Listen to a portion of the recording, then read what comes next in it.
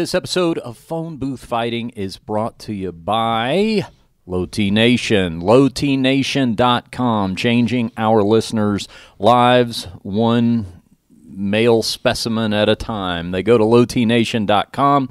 They call the telephone number. They get a free telephone consultation with our good friends over there to find out if they are a candidate for treatment, and Low T Nation picks up the ball and runs with it from there. When I say pick up the ball, I'm speaking metaphorically, of course, but kind of not.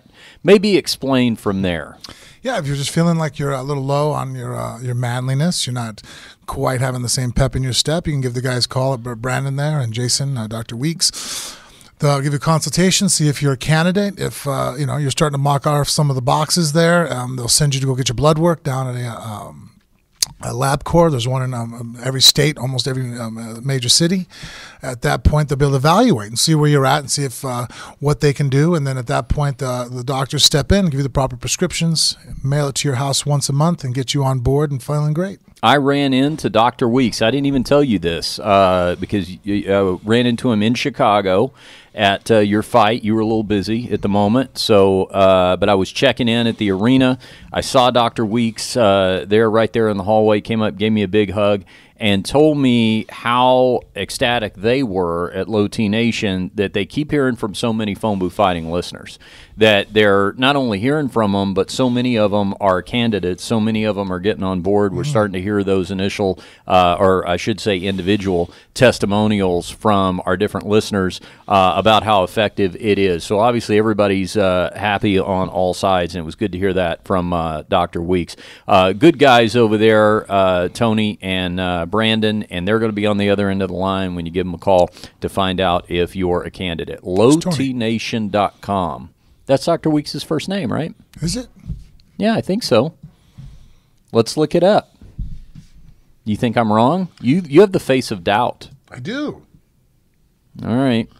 Prepare for gloating yeah. here. Jason. It's Jason. Oh, it is. Yep. Who is Tony Weeks? Tony Weeks is someone. Tony Weeks, I think, is the referee. Yeah, that is who that is. Yeah, MMA referee Tony Weeks. That's right. Or is he a judge?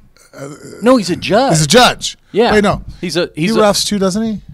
I think he's a judge. All right, hold on. Well, now we gotta go there. Now we'll figure this out. Hang on. Listen, he said Tony. I'm all, who the hell's Tony? No, you're right. I think he's a judge. I think he's a boxing judge. No, that is okay. Yes, he is you're right. He's a boxing referee. He's an MMA judge. That's what it is. When you see his picture, you're going to know right away. Yeah, okay. That's what it is. Boxing referee, MMA judge. Tony that's why Weeks. I see him as a ref. Yeah. I never really know who the judges are. I really, honestly, almost any judge could walk past me and I wouldn't know who they are. For all I know, Tony Weeks is on board with LowTNation.com. So, I mean, he looks good. He's in pretty good shape. Looks real good, yeah. So, LowTNation.com. He will be now. Yeah, there you go. LowTNation.com is the website. Give them a call and let them take it from there. They'll do a free phone consultation for you. And most importantly, tell them that Frank and Richard from Phone Booth Fighting sent you. This podcast also, Frank, brought to you by Ellefson Coffee, the great Dave Ellefson from Megadeth. By the way, a legendary band who's about to be back out on the road. In fact, I think they were in Mexico City or something this past week, but they got a big fall tour planned. And David himself is going to release his second autobiography. That tells you the depth of rock legend we deal with, Frank, because between Dave Ellefson and Paul Stanley, our other good friend, they're both releasing not their first autobiographies, but their second autobiographies this year. You got a pretty good story to tell when you release your first autobiography, and then you have to put out another one to update everybody on what's happened since then. Yeah, you know what? Also, I always question that when people put them out when they're young, or younger. Yeah, because like I mean, all jokes aside, that was the first thing that crossed my mind when Paige Van Zandt came out with an autobiography. Yeah, you tell them it's a little bit of a rush job. Yeah, I'm just like, unless you think you're going somewhere like a rock star and you're going to be dead at 27, like. You're not even barely halfway through this thing. I don't know. I think sometimes there's probably a lot of pressure from publishers too to like cash in on some hot trend. like some YouTube star or something. Let's hurry up and get this book out while people will buy it now, as opposed to a couple of years from now when they may be forgotten.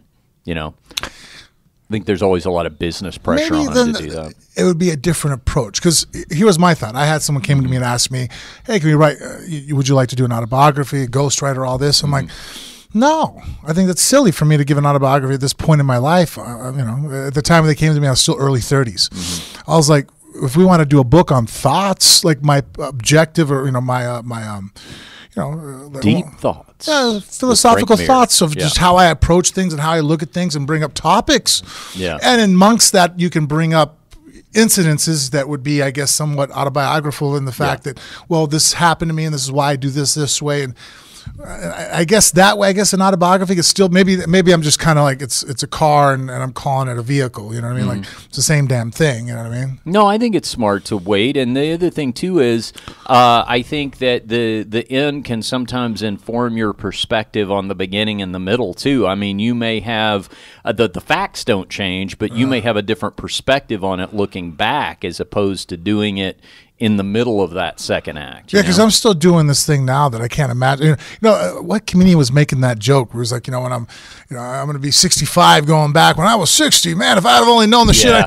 Because I do that now. I mean, here I'll be 39 here in about that's right. 3 weeks, right? Got a birthday coming up this month. Yeah, hitting my last stretch of the 30s. And then I remember it.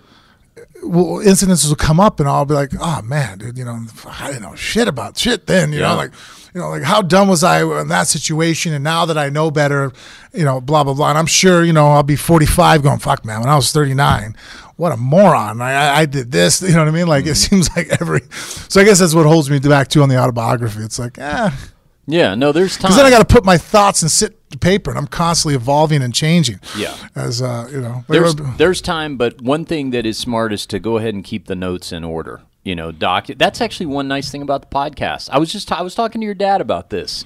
Especially for me. After the fight, is his mic a little hot? Maybe he's getting a little hot. There you go. Yeah, I was actually talking to your dad about this after the fight in Chicago. He and I were just talking about the podcast, and I said, and I've said this on the show before, but I said, it's a cool thing for Frank and I, because it really is like a documentation of our friendship, like going on years now. It's like an oral scrapbook, and we're going to be able to go back and listen to stuff that as the years go by, we'll remember it, but maybe we don't remember the finer points or the details. We'll just go back and listen to a podcast. No, you had said that to me before. It actually hit me a little bit on a more, I don't know, a deeper thought, or just kind of, is it, if something were to happen to me now, and Ronan's only 8 years old, Cage and Bella 12 and 14 respectively. But they would, how well does Ronan know me at 8 years of age? His memories would cease at that point, would stop, you think back, in fact, my father, his mother was taken away from him when he was 7. So only a year older than Ronan. And so he doesn't have, he has some memories and recollections. But still, I mean, as a 7-year-old, and then when you're in your 20s and 30s, it's like trying to remember your second grade teacher and different incidences, whereas now my children, can go back, and not only through interviews and stuff, but with this podcast, I thought about that. Oh, there was wondering if a topic came up and be able to hear, I wonder what Dad would have thought about that. And then here we go. Boom. We've spoken about past incidences or just approaches and just, hear my voice. That's true. Well, I'm going to do my best to keep you alive anyway, but as a backup. You know what? Me too. Yeah, good. Well, good. Most of the time. That's good. Yeah, let's both focus on that objective. So I try to. I get a little nutty every once in a while. Let's like keep, any other crazy fighter. Let's keep the phone booth fighting momentum roaring into 2018, 2019, shall we? So anyway, Dave Ellefson and his coffee company, EllefsonCoffeeCo.com is the website to look up. Dave has, in addition to being an original member and world-renowned bassist of the thrash legends Megadeth. He's got his own coffee company at ellefsoncoffeeco.com, and we drink the coffee exclusively here on Phone Booth Fighting right here on set. You always see the coffee bags on set with us, and everything on there has a rock and roll theme to it. So, for example, if you're watching on our YouTube channel, over there on the far left, that's Whip's Blend, which is a roast specifically done for the band Queensryche. We need more nuts. Yes, we do. You're talking about the Atomic Rocks, the I'm not chocolate. Quite, those are the only nuts that I want more of. Yeah, coffee beans. Do we not have any right here right now? I thought we. Oh, you already ate them all. Unless you have some, please tell me. And you are a machine. Yeah, we'll get some more of these from Dave. He's got the Atomic Rocks, the chocolate covered coffee beans that are really good. Skid Row, the band. I brought Skid them with Row me has after their the own fight. roast. Oh, you did? Oh yeah, I didn't know you had them with you told me to take it easy on them. That's right. Yeah, watching my weight and stuff, and so. Obviously, all hell broke loose in the Frank Mir diet. Boy, it did. There was a pizza parlor exploded in Frank's room after the fight. Which do you know the Chicago deep dish pizzas? Yeah, I ate a whole large one by myself. Yeah. Even while I was doing it, I didn't know how I was physically approaching that. I think I was into my 8th slice, and everybody else just ate one. Yeah. There was a lot of people in the room only half a slice of this pizza because it's thick. Thick. Yeah, they probably weigh a good half pound each. I mean, to pick up one box, you're like, God, this is heavy, and I just get pounding pizza after pizza, and I'm just like, I'm ready to throw up at any moment. I don't know why I'm not throwing up. Like this is kind of because that's one thing that I've really done much better of since January is I haven't overeaten. That's my worst eating habit. Yeah. I don't have to eat chocolate cake, and I'll eat it.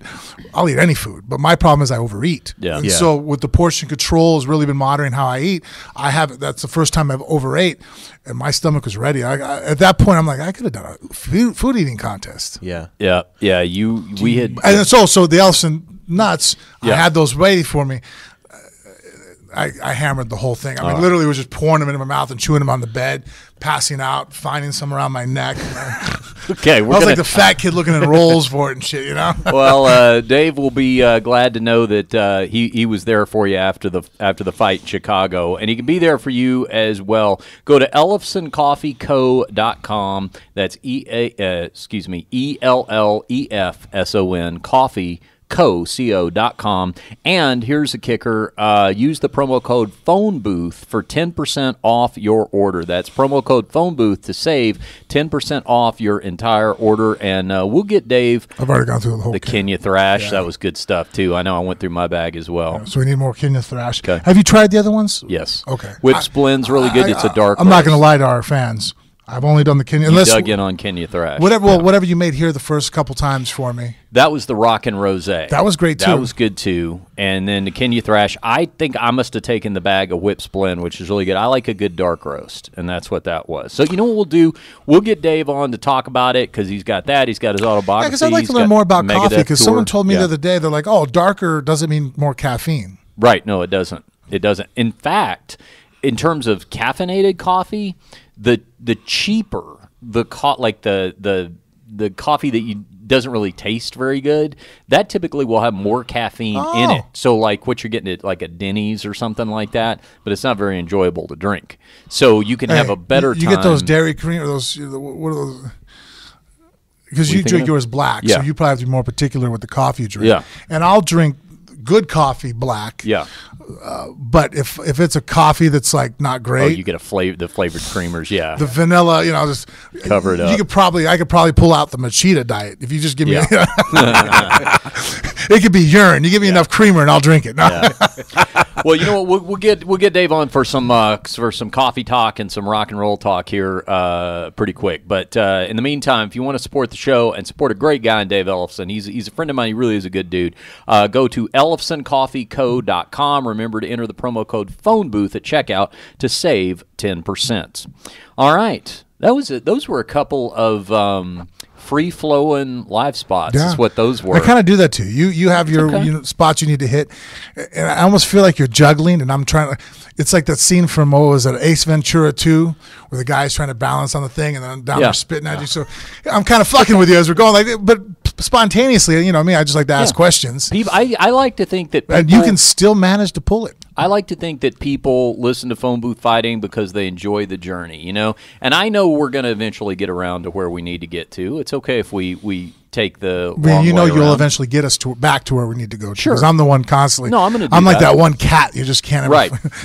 I'm going to do that. This way. I'm going to do that, and I think in the end our sponsors probably appreciate it because they end up getting 5 minutes worth of banter out of it instead of 60 seconds, you know? Well, I'm sure our fans, too, because it's not the same thing every time. Yeah, that's right. Yeah, everybody can get confused everybody can confuse Jason Weeks and Tony Weeks for a few minutes, and we can have fun sorting that out and remind everybody to go to man, OT you were positive you were right. Yeah, I was. I knew I was right about somebody named Tony Weeks. He goes, and the gloating will begin. I'm all, no, because I'm going to be right and not gloat too much. Yeah. Yeah, touche, sir. All right, big weekend of fighting coming up. That's what we're here to do is talk fights. First of all, we've made several references to our week in Chicago for your fight with Fedor. We have done an episode, and I know a lot of you heard this episode, the quick phoner that Frank and I did when Frank was in Chicago. I was back in Vegas just to catch everybody up on thoughts on the fight, so we won't rehash all that. You can go back and listen to our previous episode if you didn't hear it. By the way, we do want to welcome on a lot of new listeners that I think we have because of that episode, because that episode was heavily downloaded, let me say. So let's just say hello and welcome if this is your first time listening to a regular episode of Phone Booth Fighting. We do this twice a week for you, so we're happy to have you as a subscriber. But I do want to just, for everybody's benefit, Frank, just quickly, check in with you a week or so removed. You didn't let it slow you down. You went off to Moscow, called an ACB card this past weekend, and you said you're feeling good, right? Yeah. Obviously, not happy again with the results because of getting caught there. It's frustrating, but that's heavyweight MMA fighting, and Fedor still hits really, really hard. I made them as I thought I had a great game plan. I'm gonna definitely get back to jiu-jitsu a little bit more because after watching the fight, my reactions were to make it a kickboxing match, and obviously my technique in kickboxing is very good now. Everybody saw inside leg kick, right hook, left hand. I was able to drop him, but then when he put his head down, fuck going for the knee. I should have just went ahead and applied the guillotine choke. Yeah. But that's just because I've become so enamored with stand up, which I'll continue to keep sharp. But I'm definitely going to go ahead and put the gi back on and really start brushing up my jiu-jitsu skills. And then and I'm glad I've got a competition, but hopefully get a few more in because you could see once I got thrown in the fight, my ego got bruised and I got up throwing like crazy, and that's just a lack of hard competition that and we'll get that sorted. And because again that I have a multi-fight deal with Bellator, who obviously it's an exclusive deal as far as if they wanted to not let me fight for somebody else.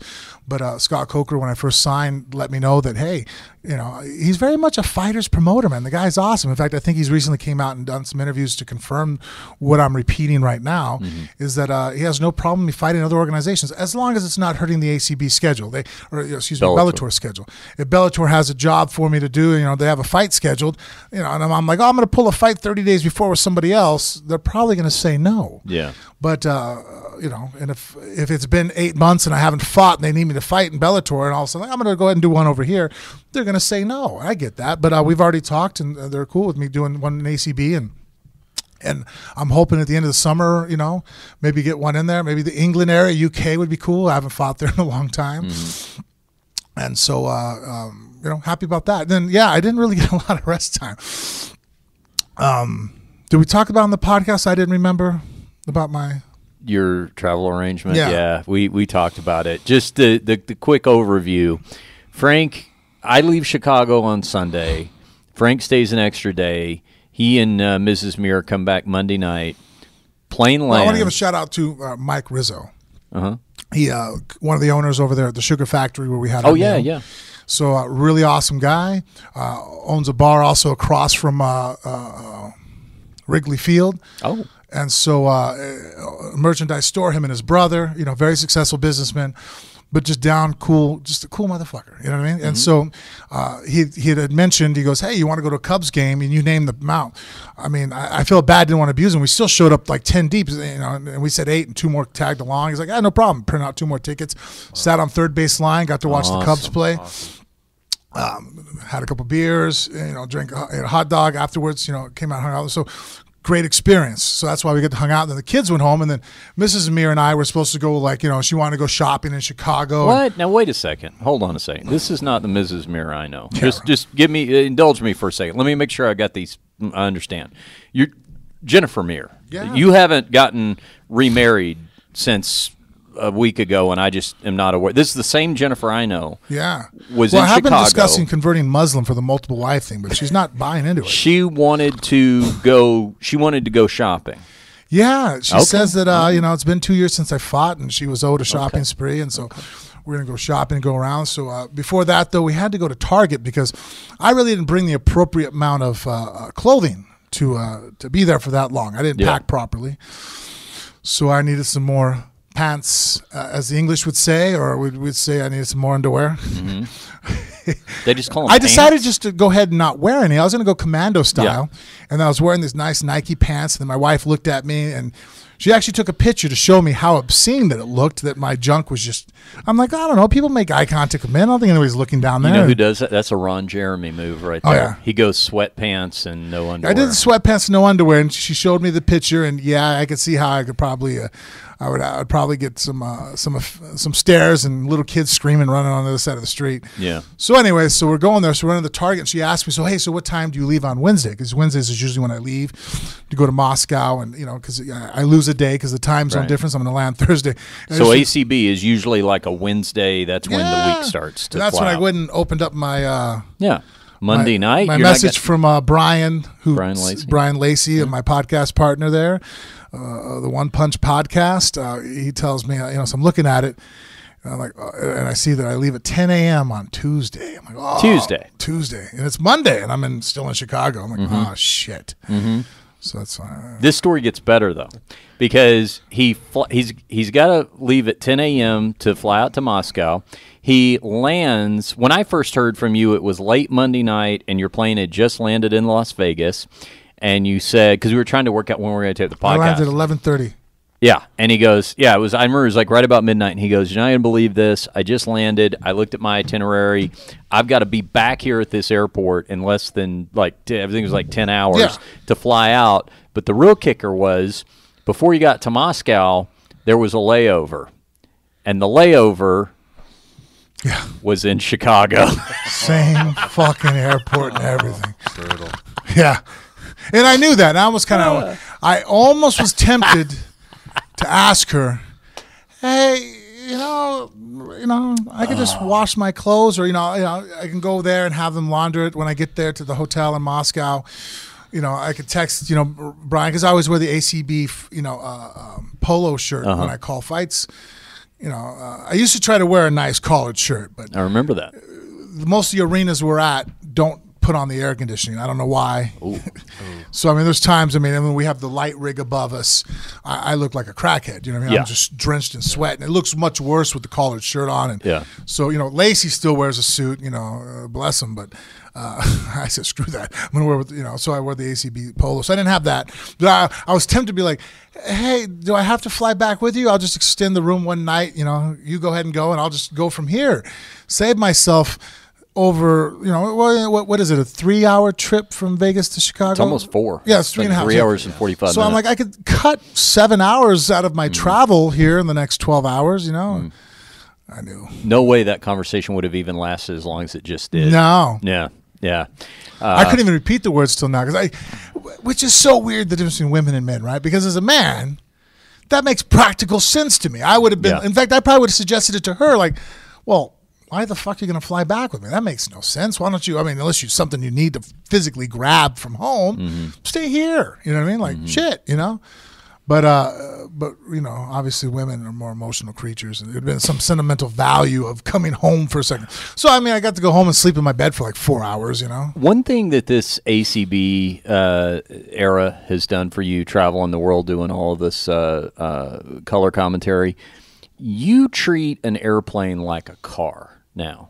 It's like a car to you. You're like, no problem. You told Jennifer, yep, we're going to basically get in the car. I'll drive you home, and then I'll turn around and come back. Yeah, I guess it's just across the country, but So did that. So that was rough. And then, so I flew back into Chicago. And then, I found out that I could not pronounce I'm going to mess it up right now. Let me do it correctly. Injakawani. Helsinki. In Finland? Yeah, Helsinki, right? Yeah, Good. Helsinki. Helsinki is how I've been pronouncing it up until about a week, until Tuesday. Helsinki. I don't know. It sounded right to me the way I read it. Yeah.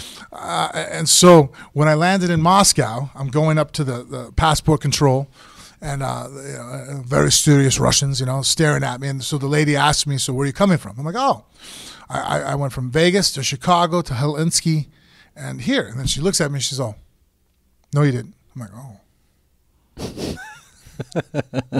What do you want me to say to this? You know what I mean? Like, yes, I did. Like, what do you say? And I always get nervous because, I don't want to end up in the back room with the fucking rubber glove treatment. You know what I mean? So I'm like, again, you know what I mean? And there's never a woman with the rubber glove. You know what I mean? Like, some very large Russian. Yeah. So I'm just sitting there, I'm like, okay. Yeah, my Vegas, Chicago. And then I'm running through my own head because I'm like, fuck, which way did I fly? Helsinki to Chicago, or I'm going through. I'm like, Helsinki. She's like, let me.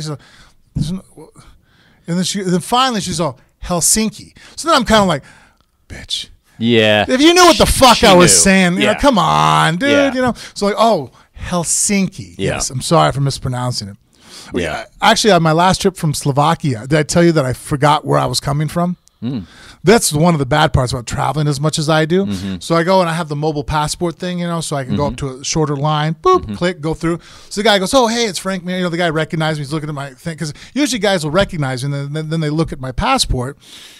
And then they're not sure because my passport's like, Mira the Third, Francisco Santos. They're like, oh, I thought his name was Frank. Right. So I'll like, hey, real quick, that's my full legal name. Yeah. Oh, okay. So we're talking. He goes, hey, man, so where are you coming from? And I fucking could not tell him for a good 30 seconds. Like, I'm staring at him going, the fuck, I don't know. I finally said, dude, I don't know where I'm coming from.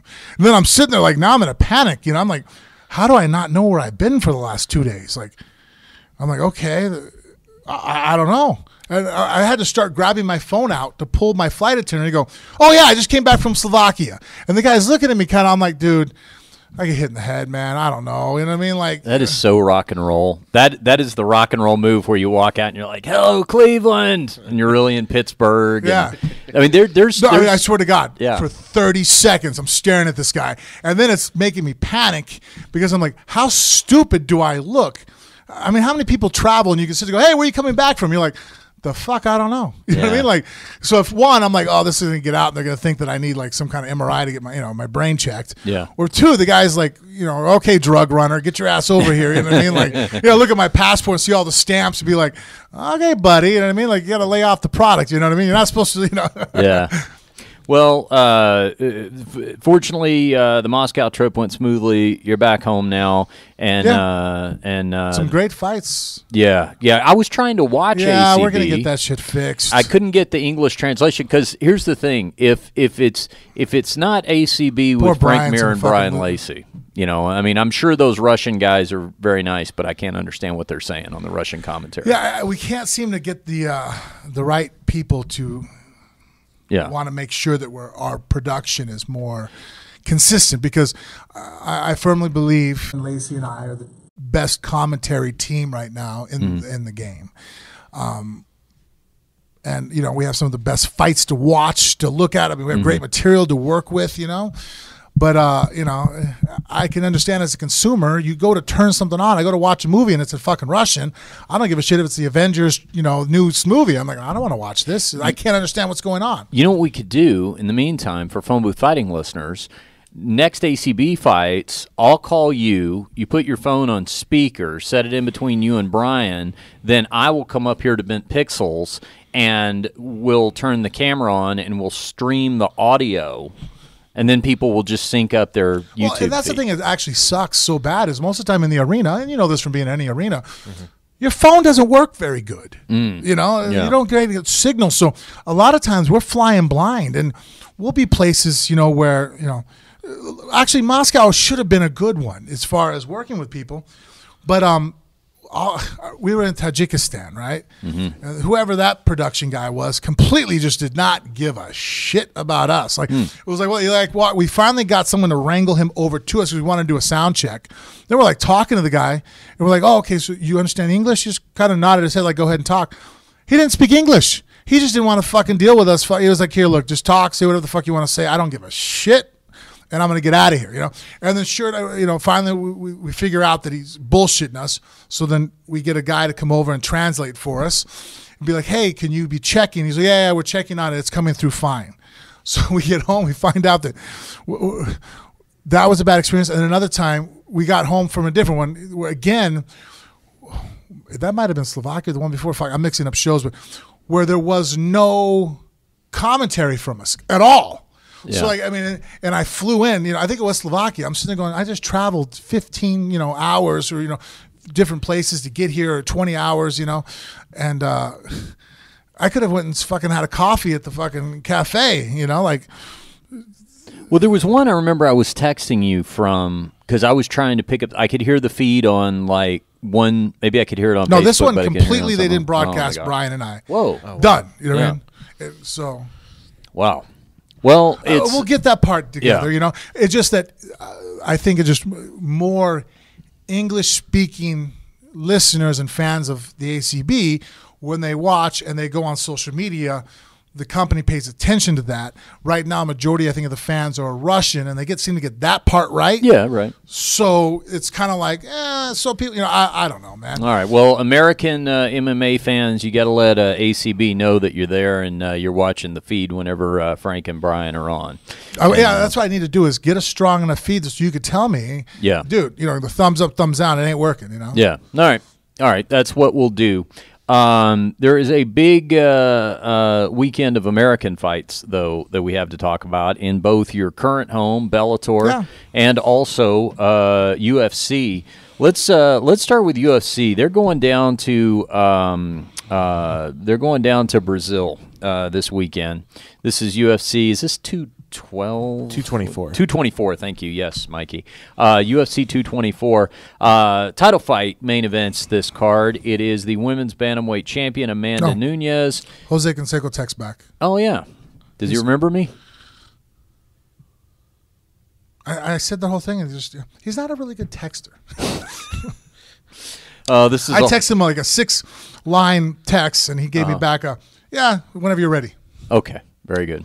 So anyway, maybe Wednesday I'll let him know you want Jose to come on. Sure. Yeah, Frank and I just discovered we have a mutual friend now in Jose Canseco, so we'll get him on the podcast. All right. Anyways, go ahead. Yeah. Amanda. So back to Bellator. Amanda Nunes. We're gonna go UFC. I start with UFC, and I'm gonna come back to Bellator. Yeah, but you just said back to Bellator. Oh, I'm sorry. Back to UFC. Yes, thank you. Thank you. Amanda Nunes taking on Raquel Pennington. Raquel Pennington getting a title shot here down in Brazil, but coming in as a massive underdog. Nunes is a minus 900 favorite in this fight, defending her title for the third time. Last seen in action, taking that split decision over Valentina Shevchenko last September. First thoughts on this, Frank. I mean, the UFC has Pennington ranked number 2. I think the USA Today poll has her at number 4 in the women's bantamweight division. But this is going to be, she has put together a pretty impressive win streak. She's on a 4-fight win streak. Last time she lost was to Holly Holm, and that was a split decision, if I remember correctly. That was Holly Holm's debut back in 2015. And I think you've said before on this podcast, haven't you held pads for Pennington or something? I seem to remember you saying she hits real hard. Do you ever hold pads? No, it maybe been around her when she was. Maybe that was it. But do you think she should be as big of an underdog in this fight as she is, first of all? Does Raquel No, she didn't train at Jackson's, right? No, Holly Holm trained down there. Yeah, Raquel's from Colorado. There's another girl that trained at Jackson's, a female fighter, same weight classes, I think, from Canada. A bantamweight from Canada? Okay. Sarah Kaufman? Yes. Yeah. She hits hard as hell. Okay.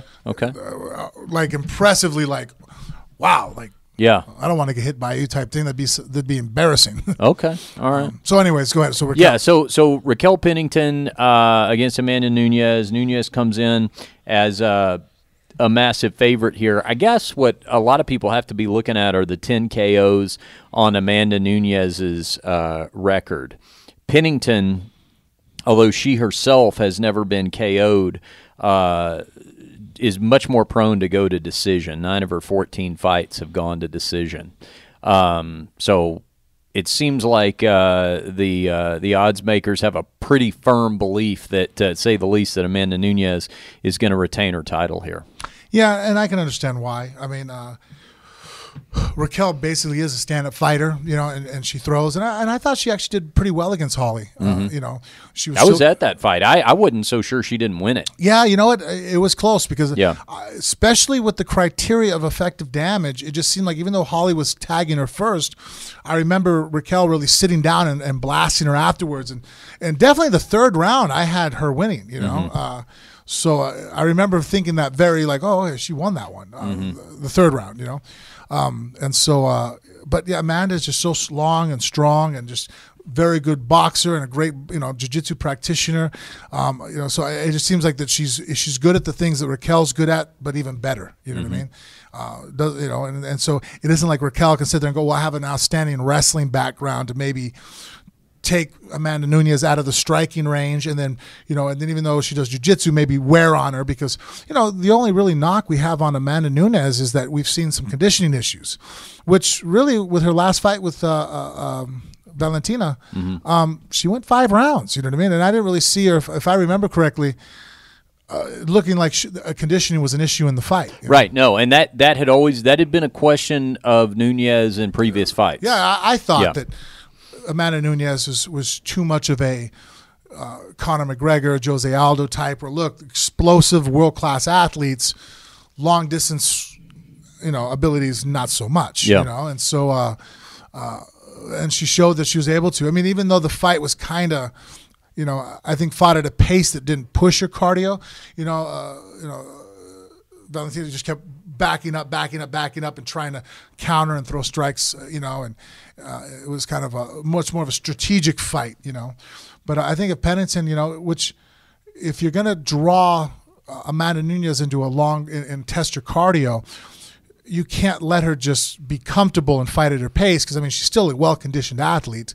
She's not going to gas if she can fight at her pace for 25 minutes. If you want someone to gas, you're going to have to push them outside their comfort zone. And then if they don't have a natural affinity for cardio, you're going to test it. You know what I mean? Whereas if she does have natural, aptitude for that area, like Forrest Griffin is probably the best prime example. He could fight out of his pace and still recover very well because not only does he train hard, not taking it away, but he was naturally born gifted with the ability to have a great affinity for cardio, that ability to just keep motoring on, Yeah, well, I could see this fight getting really dirty, really gritty. I think that Nunes has only gone to decision once, or has only gone to decision 3 times in her career. She's only lost one of those decisions, and she could take a good shot. Yeah, and so I could see this might actually test her cardio more than Valentina did, just because Valentina was trying to fight. She's a very high level striker, Yeah. Whereas if I don't know, if I was in Raquel's corner, I'd be like, hey, look, she's the champ. You got nothing to lose. Let's draw her into a firefight. Get in there, make it dirty. Right, and not that you're going to knock out Amanda, and I don't think Amanda necessarily is able to easily knock her out. But if we can get Amanda Nunes to throw hard for 3 rounds, we might get her to gas in rounds 4 and 5. Yeah. But you're going to have to make her throw. You know what I mean? You can't sit there and let her just outpoint you because Amanda has long reach, much taller and longer than Raquel is, right? That's what my brain tells me, but I guess it's not that crazy. But yeah, 2-inch reach advantage, and only an inch taller. Amanda Nunes' arms just look so long. That's one thing that strikes me when as a fighter, she just has a very long arm range. Her jab and cross. It seems like it can hit you from a mile away. due to just great technique. But I think that if I was Raquel's corner, I'd be like, hey, kind of how you did with Holly, when she throws, throw back. We need you to walk forward and, off angle. Let's not take a full right hand to the chin, but let's test Amanda. But make her fight you. Don't make her outpoint you. That's going to be your main event down there in Brazil. Do you know how you can tell that they're fighting in Brazil? When they cut to the locker room, everybody's going to be sitting on those white plastic lawn chairs. I don't know why that is. I remember we asked Jessica Andrade that when we had her over at your house, and she said she's noticed that too, and she just thinks they're very affordable. Yeah. That must be why. Have you ever fought in Brazil? Yeah. Do you remember sitting on the white plastic lawn chairs? Yeah. I don't know what it is, but that's what they have there. Yeah.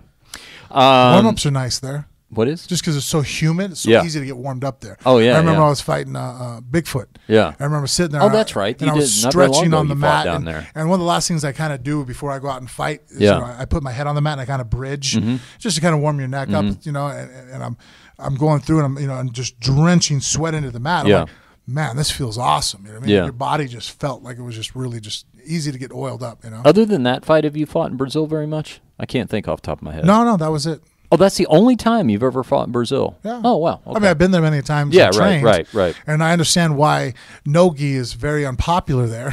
Yeah. Well, it's just because it's so sweaty and humid, and, most jiu-jitsu gyms aren't turning on the conditioning and the aircon. Yeah. And so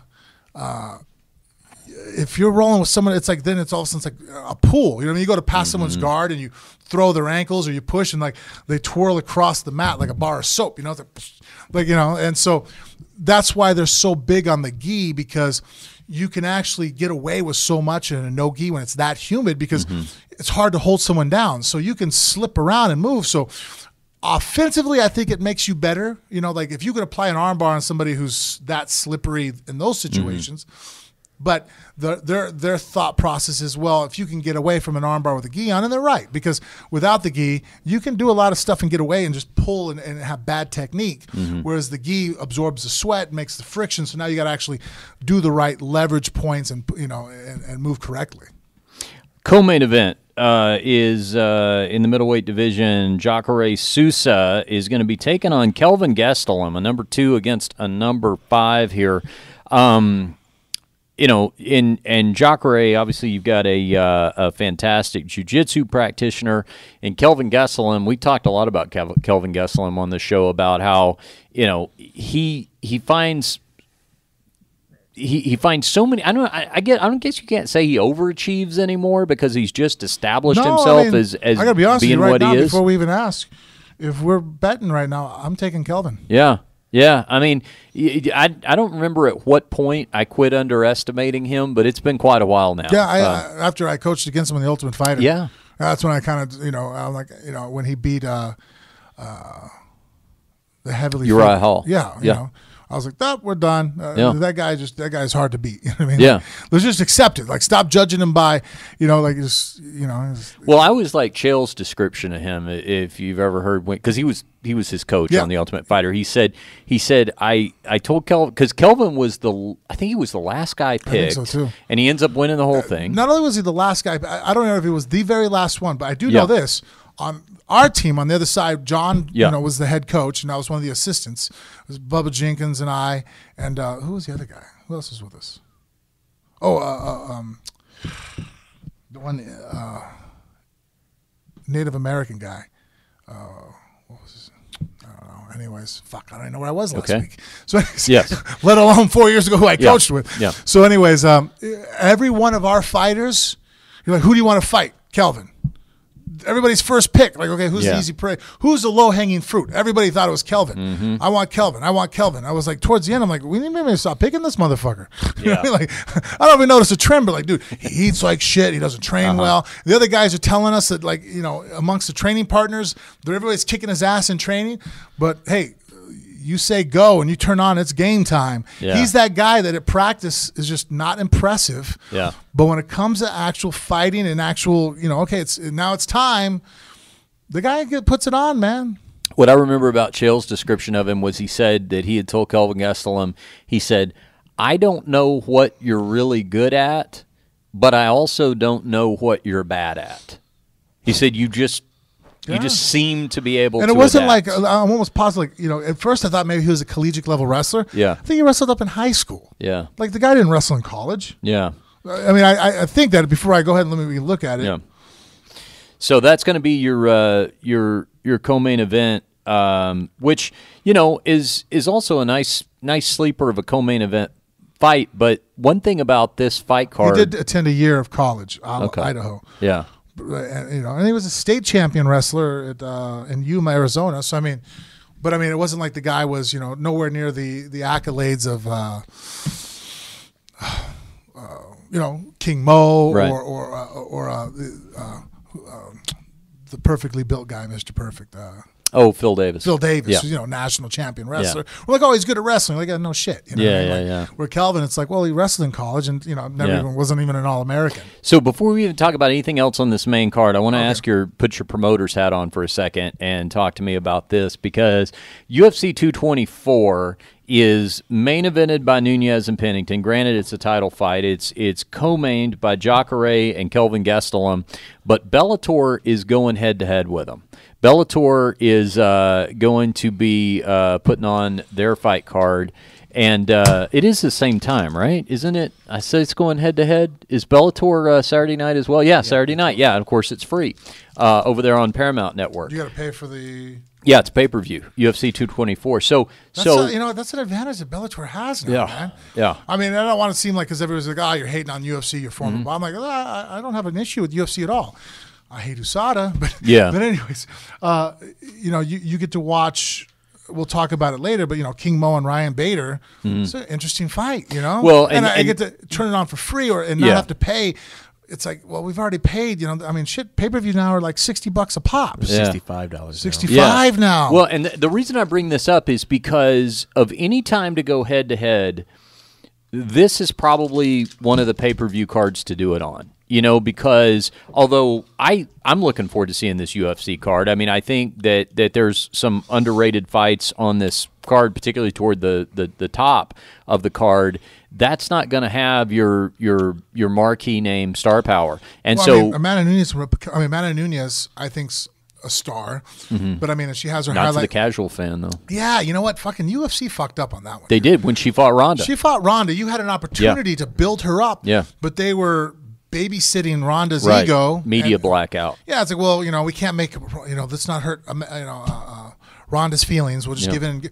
But by doing so, they really missed an opportunity that Amanda could have been their next superstar as far as recognition. And totally missed it. And then it's not like Raquel Pennington brings a lot of draw. I guarantee you that half the fans don't know who she is. Yeah, I mean the casual fans. This is an opportunity for if Bellator had to find a place to go head to head. I think this is a pretty good and one. also too, they need to make Vitor Belfort and Lyoto Machida the co-main event. All right, now let's talk about that because that has name recognition to the casual fan. Yeah, and it's. I'm interested in watching this fight. Yeah. This is a super fucking cool fight, Yeah, two Brazilians. Now, is Vitor, I haven't stayed totally up to speed on this story. Is Vitor going to be done after this? Because I think he was talking for a while about he wanted his last fight to be in Brazil. I don't know if he's sticking to that. You know what, though? If they're still willing to pay you and you go out there and get the fight, fighting's fun. Yeah. Making money is fun. Fuck, why would you retire? Yeah. I know Vitor has gone back and forth on that, so maybe that's depending what on I'm the thinking. results Now, fans, you need to retire. I'm like, then don't fucking watch. Yeah. It's easy enough, dude. Turn it off. Yeah. But if other people are going to watch, I'm going to keep fighting. I was talking about, I mentioned Chael a second ago. I saw somebody ask Chael fairly recently about how he's planning to go out, what his plan is for retiring and how he plans to go out.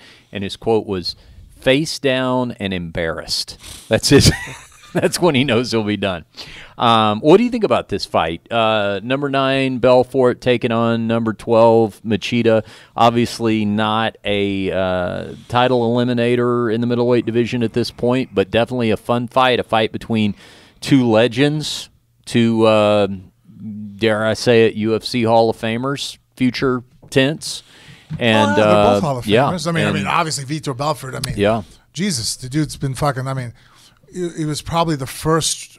Well, not the first. I mean, obviously the first superstar of the UFC was Royce Gracie, who made the but as far as he's one of the original just icons. I mean, I remember 19-year-old Belfort winning the titles and just, knocking out Tank Abbott, and just phenomenal fighter. And Lyoto Machida really, I mean, he's also has to go down as a as a Hall of Famer, because he's the first one that really brought karate could be practical for MMA. It's true. Before that, if you told anybody your stand-up was karate, they laughed at you. My background was karate before jiu-jitsu, and if I tried to put that down, they were just like, why don't you just put American rules kickboxing? I'm like, all right, well, it wasn't. It's karate, And Lyoto came out there and showcased that moving around and and being like a ninja could actually be extremely effective, and shit, man, at that point when he knocked out Rashad Evans, who I thought Rashad Evans at the time, pound for pound, was one of the best fighters. There was conversation of going, well, he's one of the best fighters in the world, Lyoto, he just went out there and dismantled an undefeated Rashad Evans, that was when the light heavyweight titles just seemed to be kept exchanging. No one could defend it, Yeah. And so this is two superstars of our sport facing off, who, super interesting, because, I mean, really Belfort's weakness has always been a grinder, a guy who's going to fight at a high pace and come forward, wrestler type, a nightmare for him will always be like a Randy Couture type. But if you want to fight him blitzing speed style, he's always done extremely well at that. I mean, the guy is one of the physically most gifted athletes to ever compete in MMA. The guy, I remember the first time Jen came in and watched him hit pads, and she's just looking at him and she's like, what the fuck? Am I right? The guy he can jump 3 feet off the ground. Like, I mean, the guy is, combinations, and then hit his trainer at the time would have the body shield on, and it was like, holy shit, this guy is just, gifted. But then Lyoto just, again, is just such a strategist. His movement and speed and quickness and, his kicks, he has an advantage there. But he's not going to try to wrestle him down. And they're both black belts in jiu-jitsu, so if they do grapple on the ground, that's an interesting thing too. Like, I really am excited about this fight. Yeah, and it more than any other fight that I know of on the card. Yeah, and I was going to say, kind of at similar points in their career too. I mean, maybe Belfort a little more than Machida, but both have kind of been there, done that sort of thing, and they both find themselves in a similar position right there on the cusp of top 10 contention and middleweight. It's like a what I think they need to right do? Place, right time. The UFC seems to have, and I don't know if Bellator does it too, where the title belt has to be the main event because of. I mean, what's the thought? Like, well, because, why does it have to be? Yeah. Well, to me, because, I mean, the aspect of showcasing the fights, who we're picking to be on the main card and the main event pretty much is based off of popularity. Who do we think is going to create the greatest draw? Right. And let's be realistic. Title shots are decided off of not credentials, but who's the biggest draw. I mean, George St. Pierre comes out of retirement, gets to fight for the middleweight title. Skips, he's not even ranked, never even fought in the weight class. He gets a title shot, Why? Because it was a very popular, interesting matchup, Who else? Other examples at the time, Dan Henderson getting a title shot at at Bisping because it's there was a narrative there, but Dan wasn't ranked higher than. Was he ninth or something at the time? Yeah, there were a number of other contenders in front of him. He had to take a call from Robert Drysdale there. Did we book him for later on the week? We got him. All right, very good. If he remembers, it is Drysdale. Oh, I'll remind him because I'm rolling in his class probably tomorrow. Oh, cool. Yeah, right. So I'll remind him then. But so we were saying about the Belfort and the Machida fight. They should just move that up. If you feel a fight is more entertaining, and you're going to draw more, then it beats out the title fight. I mean, just because it's a belt, just winning a championship in itself is not necessarily quantify that you are the most interesting fight on the card. We would like to think it is, but that's not how our sport works. It's not necessarily true. Wasn't there a title when Chael fought? John Jones? No, this just recently. He was the main event, and there was a title fight before him. Yes, that's right. Oh, so Chael and Bellator does Vanderlei it. Silva. Rampage, thank you. Bellator. Oh, was it Rampage? Or Was that the one? I thought it was Vanderlei. But okay, but Both. I think both times. Actually, No, that Bellator does it differently. Oh, that's Bellator smart, will to be honest with you. Yeah, because I think you put your most yeah. interesting fight as your headliner. Yeah. Who's going to be your marquees you're going to put on there to get people to watch? Yeah. If it's not, I mean, you would like to think your champion is the most popular person over a person who's a non-champion. Yeah. But that's not how our sport works anymore. It really doesn't. I mean, that's a throwback to the boxing time where everybody Yeah. knows who the champ is, and you have to be a challenger. They didn't know who someone was just ranked in the top 10 was super popular, but I mean, that's just as far as how I would do it if I was a promoter would be much more like how Coker obviously is doing it, where it's like, okay, my most interesting, that's going to turn the dial, is going to be my main event and then co-main event. Not that I'm going to ever jump a title fight into the prelims. I mean, obviously there'll be a limit to it, but not to the point to where it's like, all right, here I have to have Amanda Nunes and Raquel Pennington. I mean, you have some title fights out there. I mean, I hate to do this to the poor guy, but Demetrius, I love the dude, pound for pound, one of the best fighters in the world, but he's also not one of the best sellers. So I can see if you had somebody like, if now that Conor is stripped of his title, so you're telling me you have Conor McGregor on a card and you have Demetrius Johnson, defending his title. To me, it would be a no-brainer. Conor's the main event. Well, yeah, and in that sense, Demetrius is probably happy with that because he's getting points on the pay-per-view. So, yeah, that's all fine. Now, do you think at this point, and I'm not saying you're wrong. I mean, I'm just setting up the debate. Is a much more intriguing headline. If you're sitting there right now debating whether you're going to buy this pay-per-view, and our fans can write in, tell me if they think I'm wrong. Yeah. But I'm thinking right now, if you sit there and you go, okay, it's the Nunes versus Pennington. I'm like, meh. I think a lot of people are going to go, meh, $65 to watch that? I don't know. Yeah, it's not, no. But if you say, hey, Belfort versus Machida, I'm like, oh, shit, 2 former champions, 2 legends of the sport, 2 Hall of Famers, 2 Brazilians fight in Brazil. Fuck that. I want to see that. That's an interesting style. And plus a title fight as a co-main event. Yeah, the title fight. Oh, by the way, Amanda Nunes versus Raquel Pennington. All right, cool. You know what I mean? All right. Yeah, maybe so. And it's not, to me, that's not speaking to the hardcore fan. I mean, the hardcore fan is going to understand the other competitive matchups on the card, and they're going to be excited about Nunes versus Pennington. But we always have to. We always have to. Yeah, we always have to. They're going to be there because they love it anyways. That's it. They're going to be there anyway. That's great. And it's same thing with. They're not going to have to make a choice between UFC and Bellator. They're going to watch both. One's going to be DVR'd. The other one's going to be watched live, and they'll get to both of them. Yes. Yeah. No, that's totally true. All right. But you have to market towards the casual fan. Yeah. For as far as generating buys and getting, money, it's like, well, the casual fans who have to reach out to. Yeah. The hardcore fan, you have them. You know what I mean? Like they're there, man. They're going to watch. They got everything downloaded. They're reading on stuff. They know what that's like. Even when I commentate, I don't commentate to a hardcore fan. If anybody ever listens, I hear people like, well, that was so basic. Why did you explain that? I'm like, dude, I know you get it. You're a fucking purple belt in jiu-jitsu. You do kickboxing 3 days a week, or this other guy who's had a couple amateur or compete, or even if they're not, I've been watching sport for 15 years. What am I going to tell you that you don't know what the fuck's going on?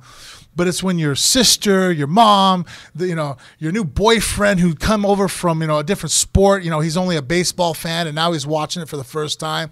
How do I entertain those individuals? Sure. So that's what they're moving into half guard, and that's going to allow them to not be able to get up because A, B, or C. It's like, well, we all know that. I'm like, I know you guys know that shit. You're the hardcore fans. I'm trying to speak out to the people that don't, that are turning on for the first time and giving some information and tidbits to the more in-depth individual, but you have to still speak to the general casual individual. You can't sit there and just hardcore what's the word I'm looking for? Just geek out on all the details. It's like, yeah, I'd like to, but if I lose everybody, I'm like, I have no idea what the fuck he's talking about. You know what I mean? Like, okay, well. That's right. That's right. New fans coming in all the time. Let's talk about Bellator going up against UFC and for free.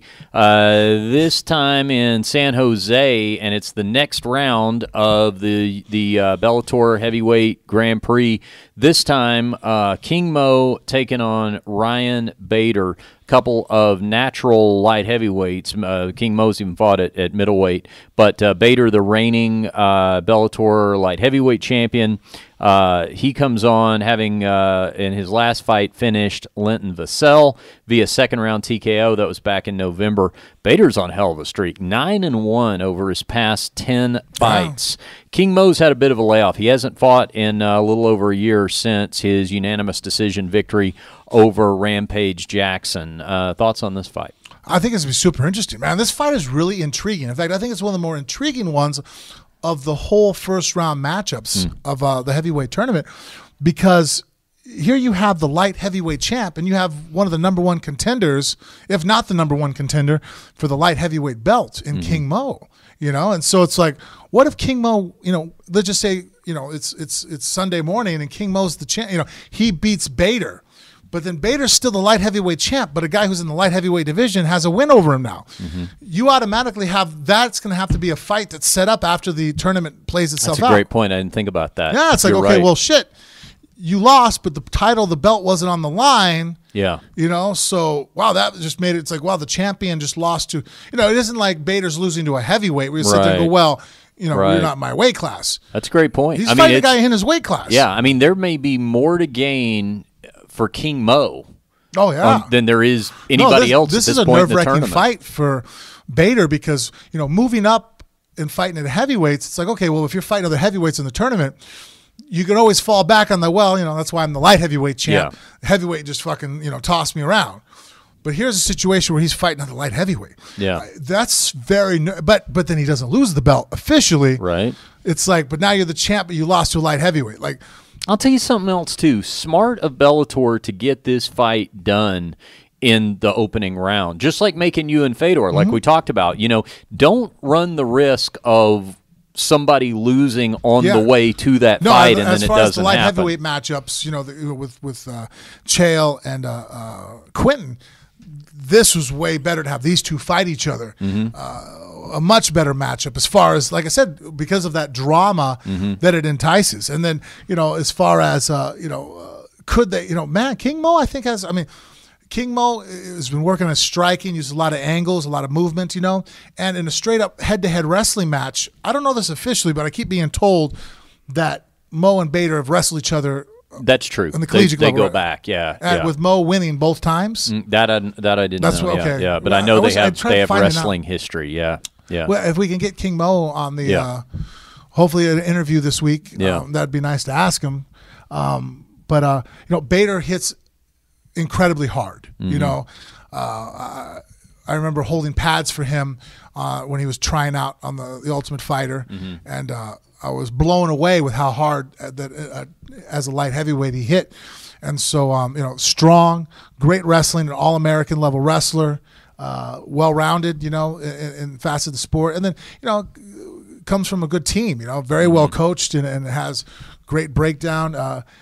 This I think is a super interesting fight, as far as technical, both wrestlers that have learned how to become great strikers, with that background, and neither guy's ever been known for a conditioning problem. I think Bader's have a little bit of a size advantage. Bader is good 230, where he could never make middleweight, where King Mo has fought at middleweight. Yeah. So that will be your Bellator main event. Now, in the co-main event slot is Paul Simtex Daly, the explosive British striker, taking on John Fitch, the guy who used to be a problem for anybody that ever encountered him in the UFC. Well, yeah, I think at the time he had to win 9 fights to get a title shot at George. He had a crazy win streak going. I think he had the record, right, for win streak. Yeah, and he would he'd out wrestle him. That was his key to victory. Yeah, that's the problem, is he's boring as shit. Wasn't a lot of fun to watch, especially for that aforementioned casual fan. And even for me, I appreciate his strategy and his control over people. But there's times where, if I had to take a bathroom break, John Fitch was the fight I'd take a bathroom break. Yeah. Because it was pretty much like round after round. Oh, he moves in, grabs him, he's controlling him, pushing him against the cage, takedown, moving over, controlling him, landing strikes, beating him up, not devastatingly, but okay, round's over, rinse and repeat. Yeah. It I haven't thought about. Fitch has not been real top of mind in a while. Where's he been? I know he fought over in World Series of Fighting, at least 1 or 2 fights over there, maybe more.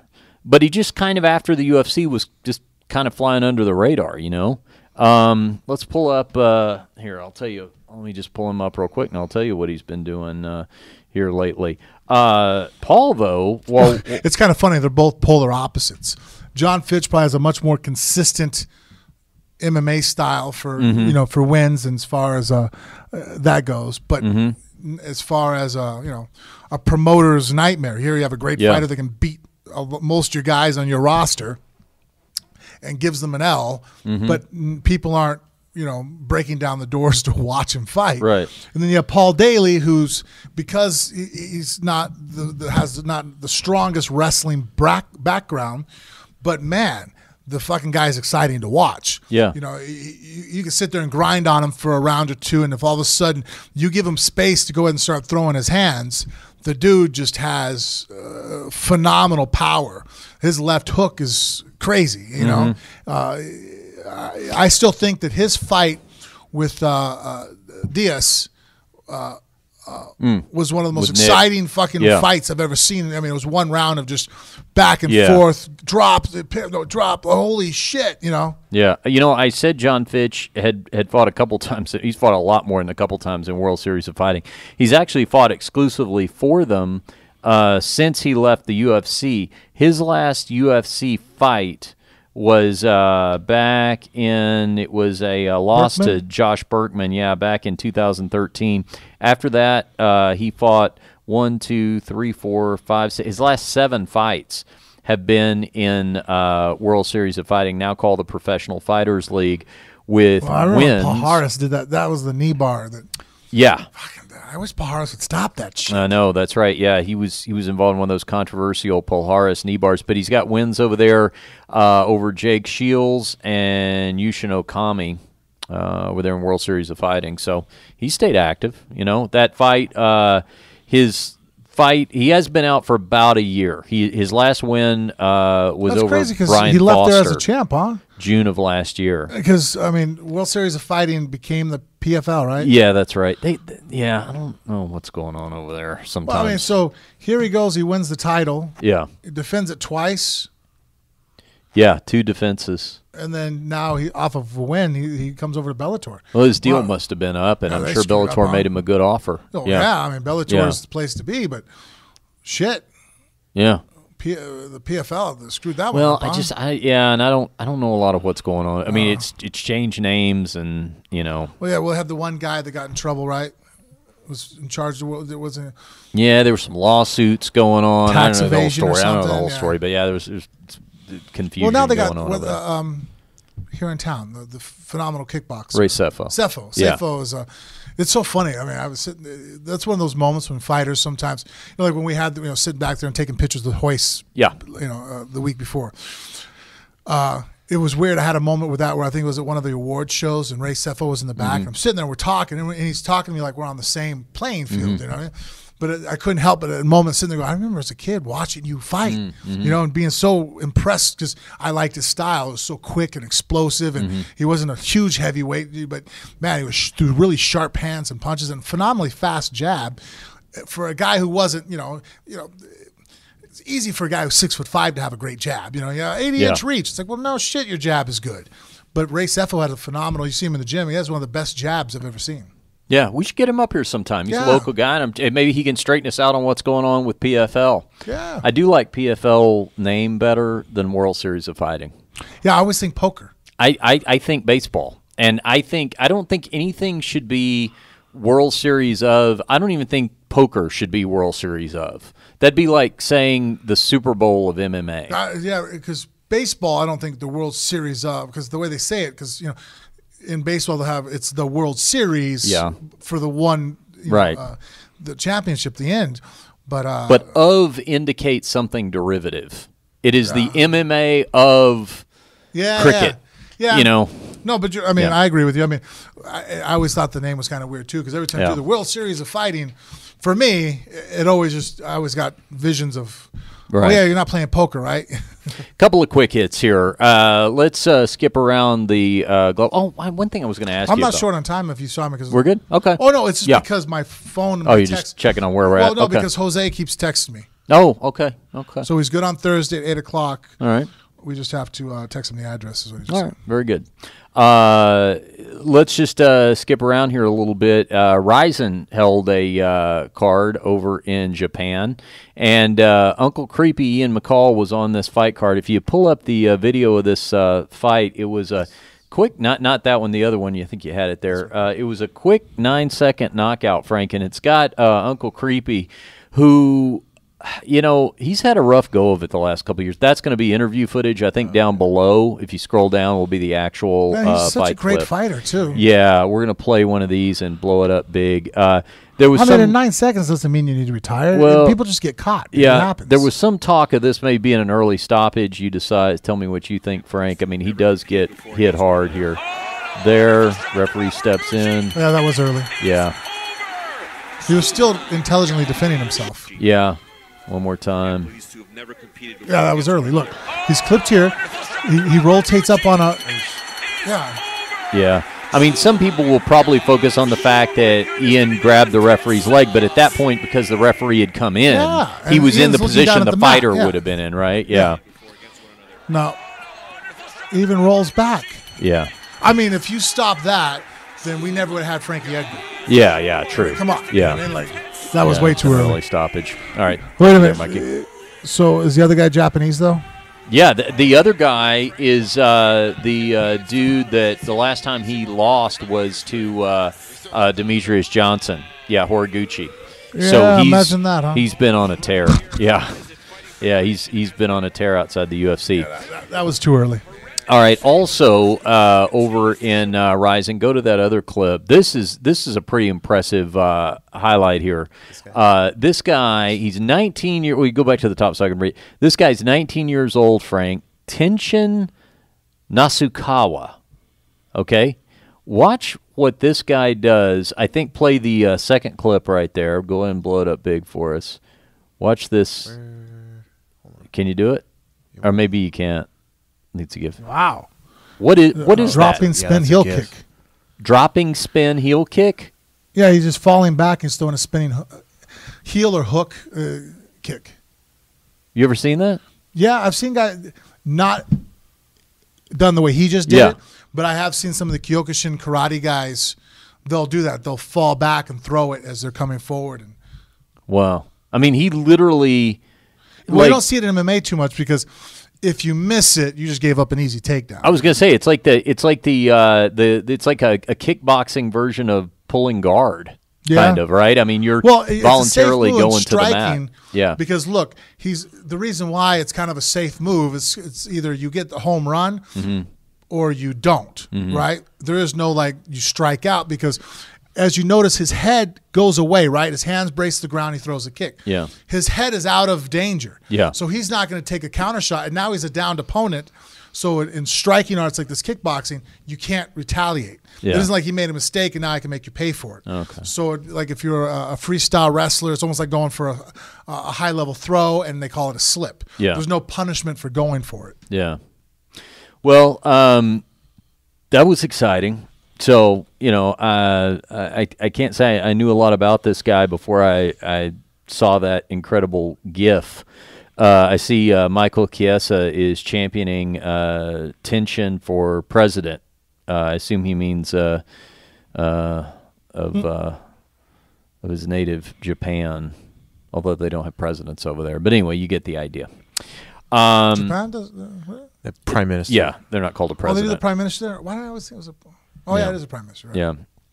All right. Also, you know what? Going back to the UFC for a second, because I forgot to mention this when we were talking about it.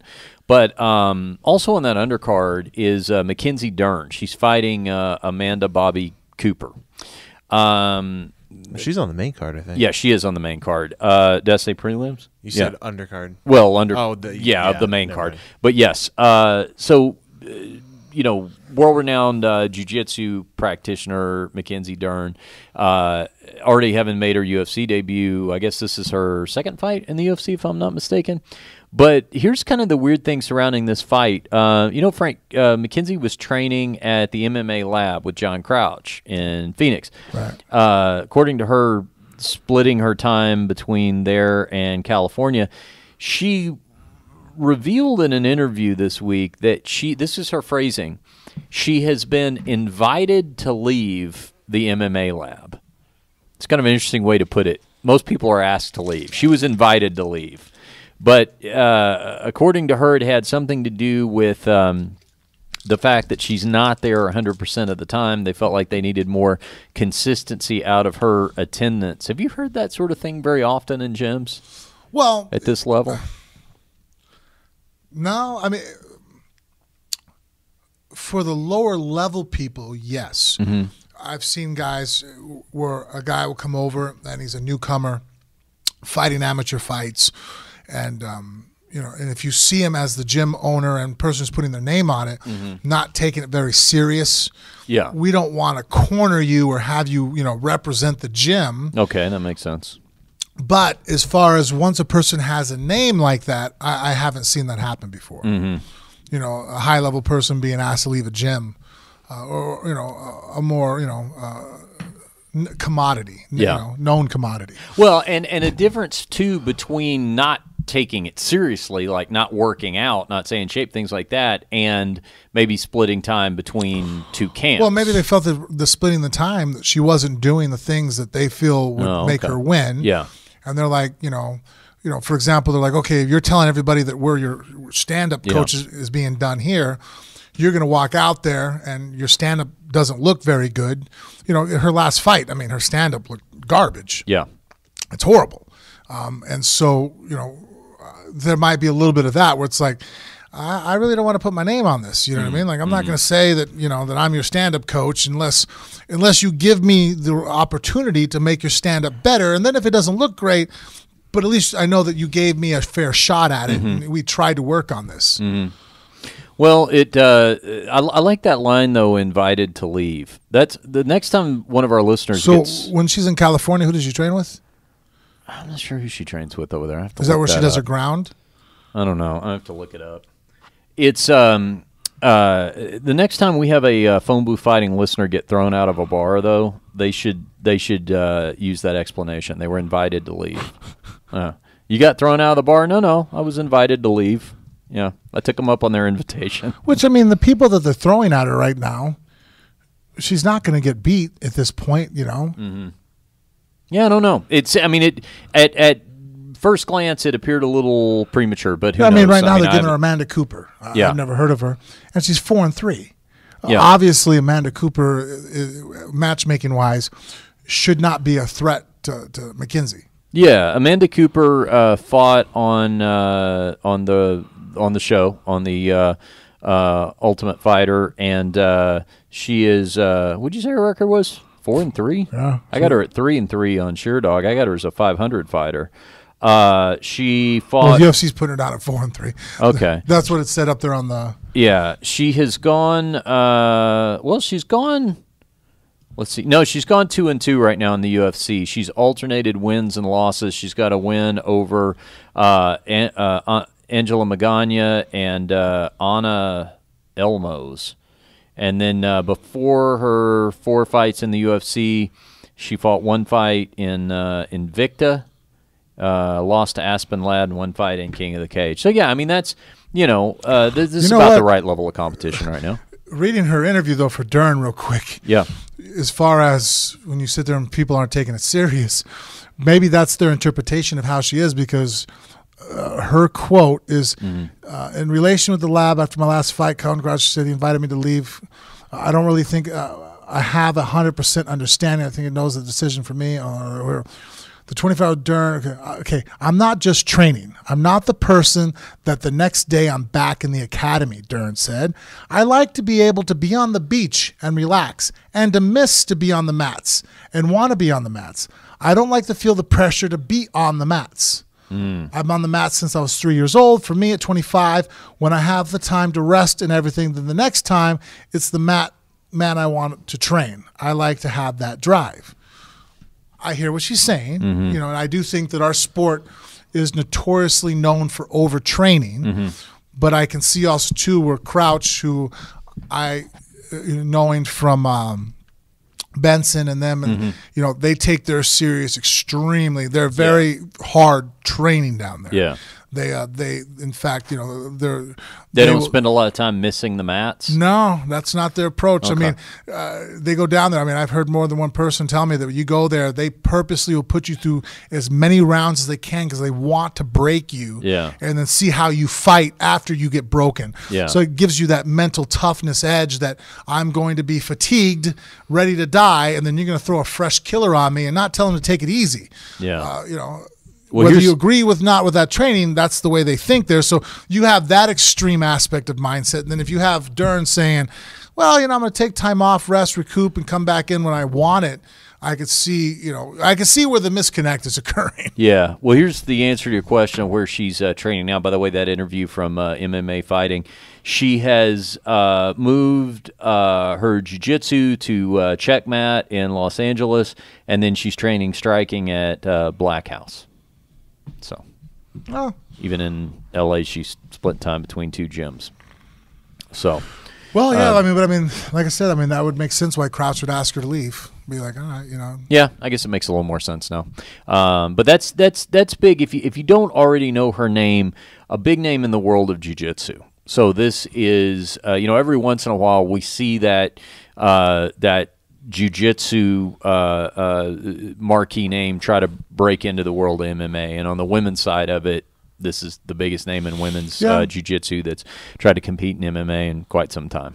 Yeah, I just think that Dern, it looks like, again, she just if she could take the physical conditioning aspect real serious.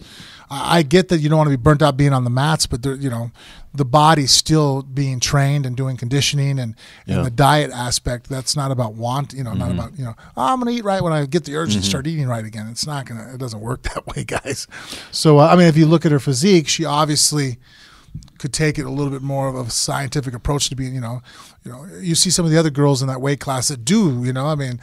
Paige Van Zandt, Michelle Watterson. They look like athletes that competed in other sports, where Dern doesn't strike you that way. Yeah, we talked about that in her first fight against Ashley Yoder. Like, could she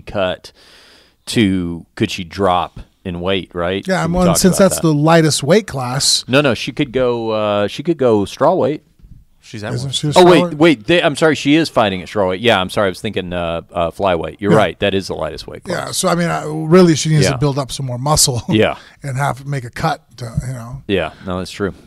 Let's pull up, speaking of women's flyweights, pull up Nico Montano's Instagram there. This was fun.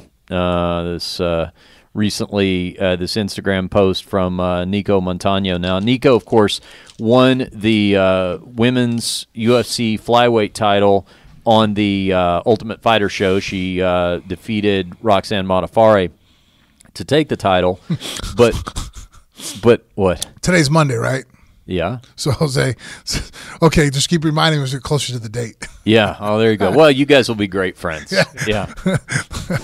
I'm like, I need help remembering the fucking date, dude.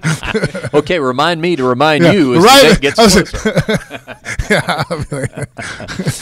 I'm like, I don't think he knows me well enough to know that I'm the wrong person to be asking. Help me remember this shit. I'm all, dude, we're fucked.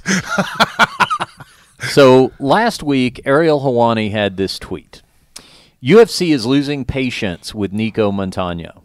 As I reported last week, the plan was for her to defend the 125-pound title against Valentina Shevchenko in Calgary, but they were having a hard time getting a commitment from her. While it's not scrapped, they are now looking at other options.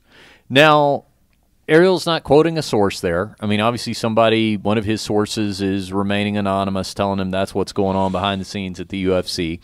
And, you get reporting like that. I mean, if a reporter goes on the record with or publishes those type of anonymously sourced reports, if they miss more than once or twice with these, they're going to start getting a reputation for it, and they're not going to be taken as seriously. So when you see something like that, and you're like, well, why didn't this person go on record? Obviously, they don't want to lose their job talking behind the scenes, but you just have to base how much you want to believe something based on how credible you think that reporter is. And, you know, Ariel Helwani is a very big name in MMA reporting. Nico Montano. This did not sit well with her, Frank. Stand back as I read her Instagram post. She took Ariel Helwani's tweet, posted that as a picture, and then wrote this as a caption. This just in. Ariel Helwani is a huge waste of space. Everyone and their grandma knows about my condition. I'm 5 days post-tonsillectomy and adenoid removal surgery due to a bacterial infection that's been inhibiting my practice all year. Soonest I can get back on the mats is 16 more days. The UFC not only knows about this, but flew me out to Vegas themselves to get this surgery done ASAP so I can jump on getting a fight with Shevchenko lined up. If you've been a fan of mine, then you know my mindset. No girl is anything I'm not. Who's scared to fight? It's what I do. It's literally why I'm the anomaly here, because I was ranked number 14 on the show and came out number 1. That's true. It's apparently in douchebags' best interest to throw my name out to the wolves in order to stay relevant. All right. Well, it's nice of him to throw her name out so she can stay relevant. No, I think it's so he can stay relevant. Yeah. I hate to break the news to Montana, but yeah, Ariel's more popular. This is where the argument. This is where the argument. I'm going to read the rest of it, Mike. But this is where the argument starts to break down. Yeah. I mean, I understand. You know, she's saying because she fought December 1st, 2017. I mean, that's when she won the title. It's not like it's been a year. Yeah, no, it's not really been that long. Everything was good. I mean, let's leave out waste of space and douchebag. But everything that she's doing as far as like, look, here's what's happening. I just had this procedure. UFC flew me out. They know what's going on. Trust me, I'm ready to get back in there and fight. None of that's a problem. But as soon as we start getting into the concept that Ariel Helwani had to jump the gun on reporting something regarding Nico Montano so that he could stay relevant, this is a bad argument. Yeah, no, and I hate a bad argument. So let's continue with the rationale here that she's laying out. So he could stay relevant. I literally haven't spoken a word in 5 days due to my condition, and Mr. Poor Excuse of a Man has not only brought it upon himself to be the leader of idiot fans who don't know the difference between MMA and UFC. Right there, terrible idea. Don't bring the fans into this and suggest that a large percentage of them are idiots. That's bad. Especially somebody like Ariel who is fan-supported, you know, in a lot of ways. But also has the balls the size of a baby rat to say I'm scared while keyboard warrior over here is more than likely to eat a fat man's ass than get in the octagon with his 125-pound champ. I think she just missed the T. Oh, it should be this instead of his? Could be either one. I mean, because his 125-pound champ doesn't make sense, does it? I don't. Yeah. And then that's the part where she says, mic drop. Pick up your mic. That's not an appropriate mic drop moment. Yeah. I'm declaring it right now. Okay. That argument just went way off the rail. You know what? If she needs somebody in her life that right before she posts that, she needs to show it to somebody, and somebody needs to have the wherewithal to go, oh, that's not a very good argument. I would actually like to talk to her and just find out why was she so angry. Yeah. Lesson of the day, don't believe everything you read. Idiots run their mouths. P.S. Ariel Helwani, you suck at your job. I heard MMA is looking for a better journalist who is actually more knowledgeable. This is terrible. Like the whole first part of it, if you want to really refute what he's saying, and what you've got in your favor is that is an anonymously sourced report. Right. So that's her advantage. And so if she says, you know, I don't know who your anonymous source is. Obviously, it's somebody who's not comfortable enough to go on the record. I will go on the record and tell you, here's the medical procedure I've had. I can name the doctor. I can name the people at the UFC that I deal with who flew me in. I mean, I can make my account look more credible than his in this instance simply because I've got more facts and names to back it up. I mean, she really had the winning argument. She did. On her She side. had it. She gave it away. Yeah, I mean, as far as if she wanted to sit there and go, look, Ariel, Yep. You could even sit there and go, you might, you know, I mean, to discredit him as a journalist of MMA, he's probably the most popular and well-known journalist in our sport. So they're like, hey, you know, you got this one wrong. It's a swing and a miss. You know what I mean? Right. You can sit there and clown him, I guess, in that aspect of like your anonymous source is an idiot. You know, I've had surgery, the UFC. You can call and confirm with them. You know, like they know what's going on. I wouldn't even do that. I would just say, you know, this is a singularly sourced anonymous report, but let me give you much more than that. Let me give you many more layers than that. Let me give you some names. Let me give you some on the record, you know, and just leave it at that. Well, because, I mean, if it's true, then there's so many people to confirm that it's true. Yeah. And she's won. I mean, she had this. Right. You came in with the winning argument. Like, I mean, I mean, basically at this point, Ariel would have to come back and say, no, I have proof that you didn't get surgery. The UFC has no idea what you're talking about. Like, I mean, there's no fucking chance of that, you know. I mean, and in this way, it just, geez, you're coming off really kind of awfully defensive sounding. Yeah, right. That's the part I don't get. Like, it didn't seem that bad. I'm looking at what Ariel said. It's like UFC is losing pace with Nico Montana, as I reported last week. The plan was for the Calgary, but they're having a hard time getting in for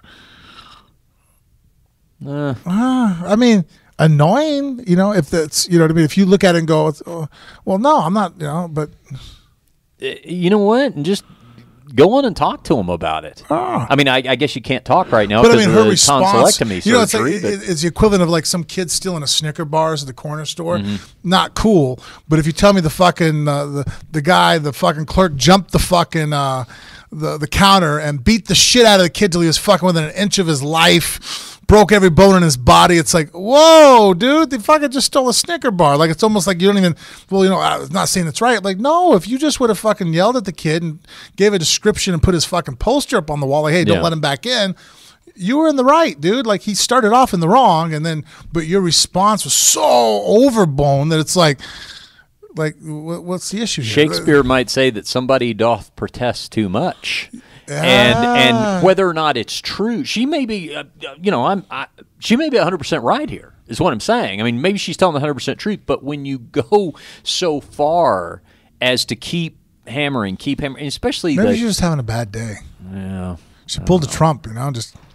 That is very Trumpian. I will say that response is very. We got name calling. It does create a much it creates more questions than answers. Yeah, I would be very curious to just be like, yo, like, were you having a bad day? Was, you know, like, you know, what's the issue here? Like, why? I mean, you really went after Ariel. Like, it wasn't, you know, he's wrong. That being said, a fight between Ariel Helwani and Nico Montano, I think I'd watch that. It would be funny. You could put that on the undercard of CM Punk and Mike Johnson. There you go. Mike Jackson, rather. We should have an all... Who's Mike Jackson? He's the next guy that's going to fight CM Punk. He's the guy who is. He's the guy who lost to Mickey Gall, where Mickey Gall got the fight against CM Punk. Oh, okay. But Mike Jackson also is a credentialed member of the media. He writes for, I'm not exactly sure who he writes for, but he writes for somebody. He covers MMA. I was thinking we should do like a whole card that's like journalist against MMA fighter matchup. Where was I that they did that? Oh, gosh, that's already been done? That sounds like a disaster. No, it actually wasn't too bad if I remember. Fuck, I'll have to try to... Were you in Helsinki? Fuck, I don't know. What were you calling it? Helsinki. Helsinki. Damn it, it's going to be Helsinki for now. Yeah. No, actually, I wish I could say Helsinki sounds cooler, though. Yeah. And Frank, you know Ronda Rousey's over there in the WWE now. Yeah. Were you up to speed on who the 4 horsewomen were when she was doing the Ultimate Fighter? Ronda Rousey was, and she had her 3 sidekicks. She had Shayna Baszler and Jessamine Duke, who were both on Ronda's coaching season of the Ultimate Fighter. They both eventually fought in the UFC. Shayna had been around. I mean, she'd fought in Invicta. She would, at that point had been around quite a while. And then also they had Marina Shafir. So these 3 women were, I think at one time they were all roommates of Ronda Rousey, and just about the time Ronda was really coming on, you know. And so what ends up happening is Shayna ends up fighting in the UFC. Jessamine fights in the UFC. Marina Shafir never fought in the UFC. I saw her fought in Tough Enough, and she's fought in Invicta. But those were, Ronda always called them the 4 horsewomen. Do you know where they got the name from? Apocalypse? No. Genesis? No, but, well, that's... Or no, Revelations? That's where the original 4 horsemen come from. You're right about that. But in the 70s and 80s, the pro wrestler Ric Flair, he had his own 4 horsemen. And it was him and these 3 other wrestlers. No shit. Yeah, so Arn they Anderson were was one of Arn them. Anderson, Tully Blanchard. I think they kind of rotated one of the spots too. There were several people in and out of it, but they were called the 4 horsemen. Of course, that's a cool concept. Yeah, Ronda's a big pro wrestling fan, so that was sort of an homage to them that they would call themselves the 4 horsewomen. And so Ric Flair and his crew, see if you can pull up an old picture of the 4 horsemen with Ric Flair. They would always hold up their 4 fingers, that was their sign. So Ronda Rousey would do it too with Jessamine Duke and Shayna Baszler and Marina Shafir. So now Shayna Baszler has actually, there they are, just pick one of those pictures. Shayna Baszler has actually, there they go. Was it a year on that? So how would that work during the wrestling matches? Would they? Is there 4-on-4 wrestling? Yeah, they've done that before. Okay. Yeah, but usually it would be like tag team, like you're thinking of, or something like that. But Shayna Baszler had actually already come over to WWE, so she was in pro wrestling. The news. Who's the guy on the right? Is that Brian Pillman? I think. Yeah, that's Brian Pillman. He looks like a heavy Chris Pratt. Yeah, yeah, he does a little bit. Yeah. But the news now is that the other 2 horsewomen have joined Ronda Rousey and Shayna Baszler over in the WWE. Jessamine Duke and Marina Shafir are now training at the WWE's Training Institute to become WWE pro wrestlers. So the 4 horsewomen are going to be reunited over in the WWE. That's cool. Well, when you think about like kind of how everybody's MMA career went, I mean, there were obviously Ronda had her high points. I mean, without question. But the other ladies, they had their high points as well. But at the point, looking at where they're at now with MMA, this makes a lot of sense. Just go over there, join Ronda in the WWE. Ronda's one of the biggest stars in the WWE right now, and she's reinventing herself over there, and that's a good place for everybody to go post-MMA career, I'm thinking. The one weird thing about it is that Ronda, in doing interviews, there are the 4 horsewomen as pro wrestlers, wearing T-shirts that say, "I'm a Paul Heyman girl who had the audacity to threaten to sue me in my early 20s." The one weird thing about it is when Ronda is doing interviews, keep in mind she's supposed to be a baby face right now. What that's industry lingo for the good guy, the good girl over there in WWE, a hero, right? A heroine. She's given interviews like she's the bad guy, the villain. I mean, she gave an interview recently. Misha Tate got all wound up when she read the quote because Ronda said that it's a privilege to talk to her. And she's cutting back on doing interviews because it should be regarded as a privilege. That's like out of the bad guy handbook. It is, isn't it, Mikey? That's classic. And remember the clip we played before WrestleMania where she was on? Yeah. I mean, why don't they make her a bad guy quickly? Perfect. They need to do it quickly. Make her a villain because, in the old days, Frank, before wrestling, now it's an open, everybody knows that it's scripted, right? But, used to, especially for kids, they kept they called it protecting the business. So let's say Ric Flair's being a villain, he's being a bad guy. He would never publicly, like if you're the good guy and we're feuding, people would never see us in public together talking. Like, it was always, that's my mortal enemy, and they have to keep them separated. And the bad guy would even act like the bad guy in public. He'd snap at people that would try to come up to him. Yeah, stay in character the whole time. So to me, she's being a great villain character right now. The only problem is that's not her character. Yeah. They're having her be a heroine. So anyway, that's, I don't know, seems about right for everybody to just be over there doing their WWE thing right now. The only thing they're missing is I think they've just got her miscast as a hero over there right now. But the way pro wrestling is, I'm going to go out on a limb here, Frank, and predict that at some point, probably in the not too distant future, tables may turn. So it works. Tide may go bad, then go good, then go bad, then go good. Typically, that's the way they go. Constant reinvention of oneself. Yeah. All right. Let's do this, Frank. We have broken down a lot of fights for you, so it is now time to tell you about a few things that are very important to this show. Namely, the Amazon banner on the front of phoneboothfighting.com. For more on that, here's Frank. Yeah, just anytime you go on the phoneboothfighting.com, go through, you see the Amazon banner, click on it to do any of your shopping for your wants and needs. It's a way to help out here at the show because a small percentage at no extra cost to you will come back to here to help us. That's it. Also, tell a friend about the podcast. That is how we grow this show organically, one listener at a time. You can do us a big favor and look us up on iTunes. And when you look us up on iTunes, after you search Phone Booth Fighting, click that 5-star review. That 5-star review definitely benefits us in the iTunes standings. And if you have an extra moment or two, you can write a favorable line in the review section, and those are the ones we like to read on the air. And we are overdue for reading those. I keep saying that, but maybe our next episode we'll pull a few of those up. We like to read them in bunches just to get caught up. And now, well over 300 of you, as I just look it up on iTunes, well over 300 of you have clicked on those 5 stars and given us the 5-star review. So we do appreciate that. Frank, tell everybody how to follow us on social media. Well, Facebook and Instagram, it's Phone Booth Fighting. Snapchat and Twitter, just find us at Phone Booth Fight. We've started doing more Instagram stories. For anybody who was following us during Fight Week up there in Chicago last week, they noticed this. Yeah, dude, you got to teach me that because I was looking on Instagram and it said like someone will have me in a story. Mm-hmm. So I try to click on it and nothing comes up. Like, I don't get it. Like, I don't understand. Yeah, okay, I'll show you. Yeah. Imagine that. Something on my phone social media-wise that I can't figure out how to use. I did figure out how to do search on Facebook the other day. You figured out how to search things on Facebook? Yeah, I didn't know that you could actually put in someone's name and like pull them up. Yeah. Yeah, that works.